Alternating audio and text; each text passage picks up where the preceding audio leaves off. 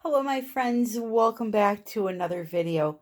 Before I get started, I just need to say a few thank yous. I want to thank Jerry Forrester for sending me this really beautiful journal that she made.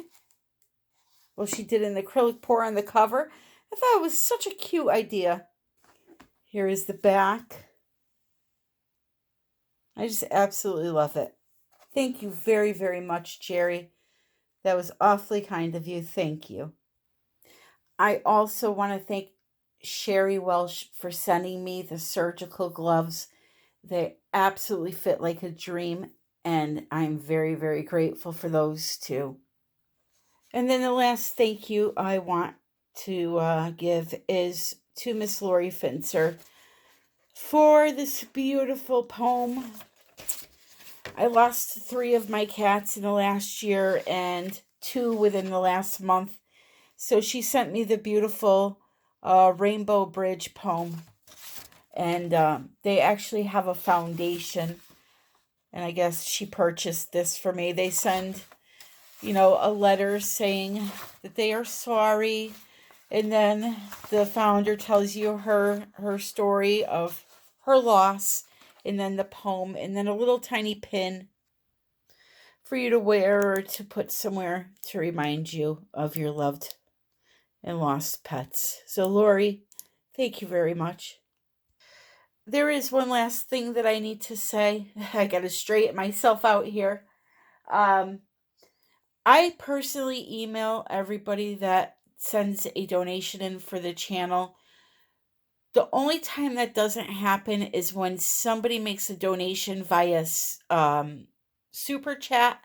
I'm not sure if there's a way to find an email address through there or not, but when I had my live paint pouring class, I had my live color art class, and then when I did the live Q&A, a couple of people had donated through super chat, and if you were one of those people, I just want to thank you from the bottom of my heart.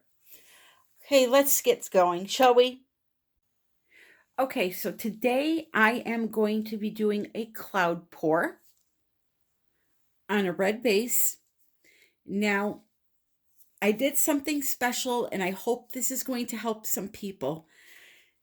I'm also going to make an announcement about something that hopefully will help some people. So, first, let me start by saying I used all medium-bodied paints, and I did this for a reason. These are all examples of a medium-bodied paint. Okay.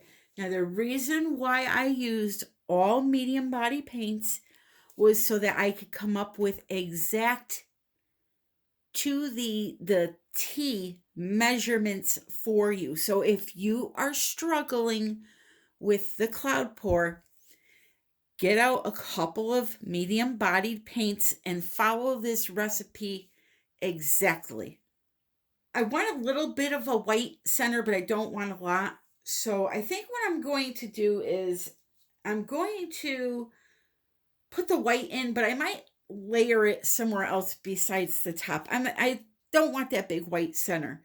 So what I'm going to do is start with a little blue in the cup. Whatever you put in first is going to come out last. So it'll be on top. So you really got to think about the way your colors go. So when you're putting your colors in the cup, if you want that big white center like an original cloud pour is done, you would put the white in first. But if you don't want that, just put the white in between some other colors. And you want to pour down the side of the cup. You don't want to pour into the cup so that the colors mesh together. You want to just let them glide down the side of the cup, and once your cup is full, you're pretty much done. How much paint you need? This was way too much paint for this 8x10 canvas. I could have probably gotten away with 3 ounces of paint, not including the base. You have to remember, however big of a puddle you pour, it is going to spread out 3 times that width. So I could have stopped right there and had plenty of paint. But of course, I always overdo it. So pour your puddle, surround it with your base color, and then slowly tilt. Now this is real-time tilting right here. I did not speed this up so that you can see how slow I am actually going. And you really want to take your time and keep your eye on the composition. That's one thing that I always have an issue with, is when I'm using a rectangular canvas, is the composition of a ring pour. Using a round canvas, they come out beautiful. But rectangle, it's really tricky. You got to practice. I myself don't do these all the time. If I did, then I would be a lot better at the composition, but I don't. I do numerous things. So to really master a technique, you need to do it over and over and over and over again. And unlike the pearl cell effect that you use the same type of paints for, this you don't want to overstretch. You want to stretch it to get your composition, and you want to have an average amount of paint left on the canvas. That pearl cell technique, you really stretch a lot of the paint off, and the paints are a lot thinner. But that's for another video.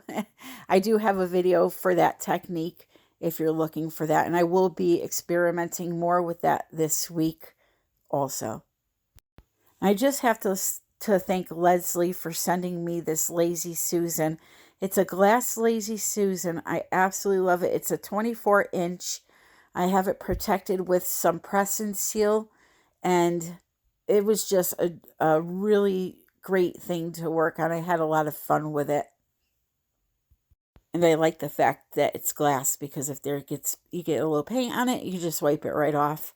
If it dries on it, it'll peel right off. So I'm just tilting. I lost my red, but you're going to see here in a moment that I do add a little bit of red back into the painting to kind of balance it out. And believe it or not, I was really happy with this overall when it was done. You'll see that in a minute. As I said, though, the full recipe is in the description. Again, very important. It is a recipe for medium bodied paints. So just keep that in mind. If you use something like a Decoart, the regular Americana Decoarts, it's going to be more fluid. So you're going to use less of things. But this recipe is specifically for medium bodied paints. So here's the close-up. I'm really digging it. I really, really like it. That red is just popping out of that background, and overall, I am very pleased. But you could see how adding the satin enamels in between colors instead of on the bottom of the cup, how it played a role here. So please experiment with your paints. Have fun with it. Don't get frustrated if things don't go right the first couple of times. At the end of this video, I am going to show you a picture of my first acrylic pour, and you will have hope after you see this, okay? I'm promising you, you're going to have hope because this was really bad, but it just goes to show you have to have patience. You have to practice. If you get annoyed, things don't go right, walk away, come back, and try again. That's my words of wisdom for today. Do not get annoyed. Do not get frustrated. Do not get frustrated if you see people on YouTube doing things and you can't do them. They have been doing these paintings for a very, very long time. Okay, this didn't happen overnight, as you will see when I show you my first acrylic pour painting. But can we just talk about this painting? I mean, I love it. At first, when I was pouring it and tilting it, I said, oh, this is going to be a disaster. But adding those two little red areas just sealed the deal for me. So I'm very happy with it. Now, I told you I had an announcement. So let me show you my first acrylic pour painting while I make that announcement, because I think what I'm about to tell you is going to help some people. I hope at least it's going to help some people. So let's finish out this scene and we'll get to that.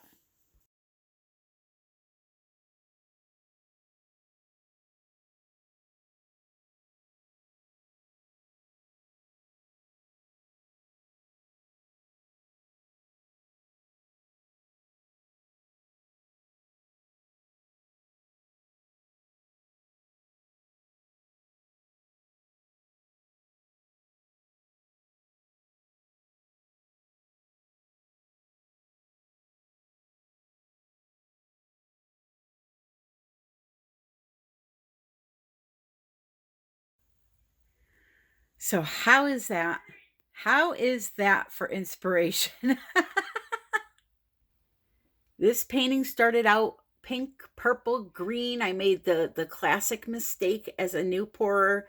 Wanted to use every color under the sun together in one cup, and this is what I got.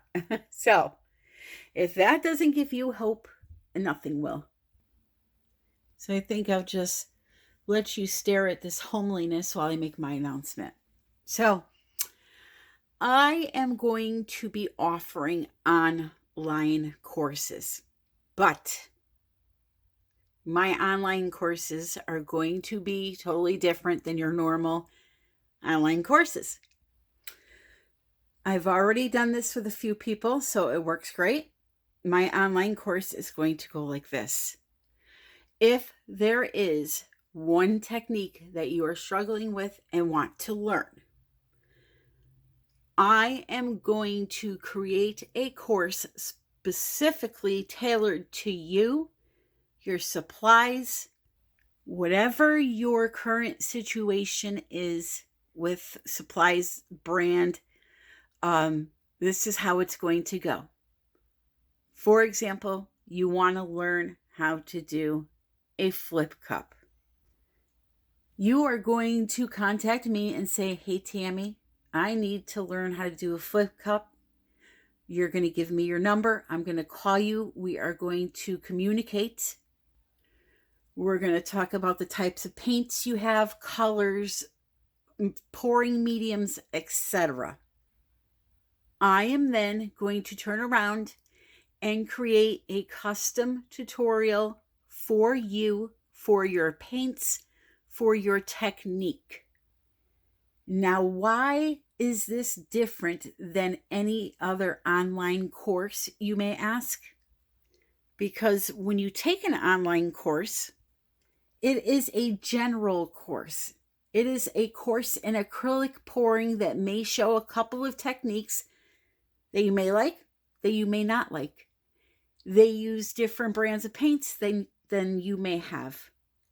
I am going to use the exact brand of paint that you have for the one technique that you choose, so that you will have exact measurements for those paints, and therefore you will be able to see what the correct consistency is for whatever technique you're doing. And once you really get the feel of what the correct consistency is, when you hear somebody on YouTube say, this is a little bit thinner than a Dutch pour, you'll know what a Dutch pour consistency should be, and then you'll thin your paints a little less.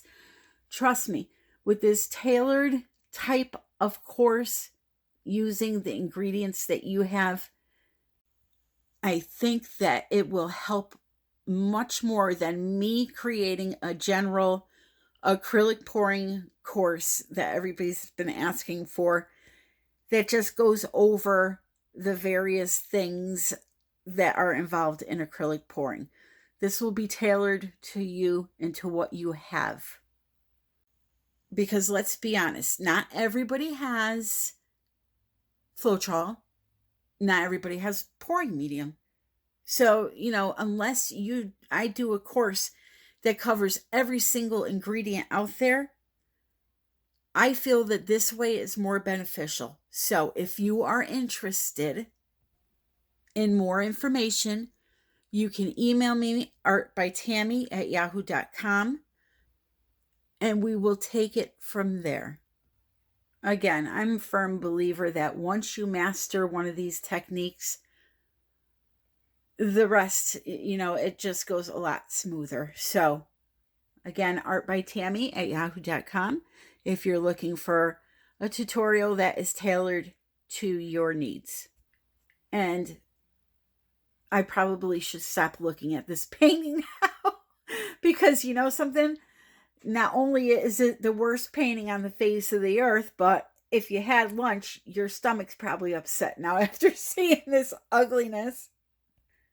And I promise, as you know, I make much prettier art now than this.